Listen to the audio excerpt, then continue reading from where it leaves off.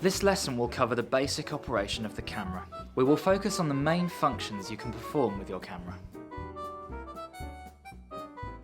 To frame a shot, you'll probably want to use the zoom.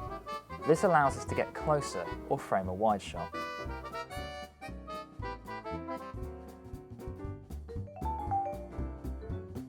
This is the aperture. It controls the amount of light that comes into the camera. It's a really important function and you'll probably want to use this often. If we think of the camera as an eye, the aperture is the camera's pupil. We measure aperture in f numbers, and the smaller the f number, the brighter the picture.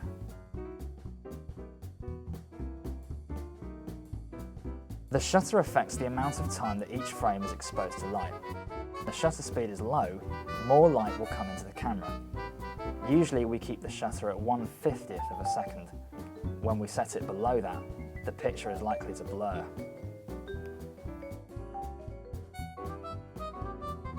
Managing our colour is also really important. We do this by controlling our white balance. Outdoor light is generally blue, indoor light is generally orange. This affects the way that colour is recorded by the camera.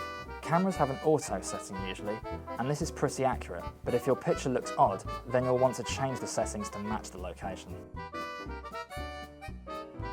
Focus is what's in focus and what's out of focus. Obviously, this means it makes stuff sharp or blurry.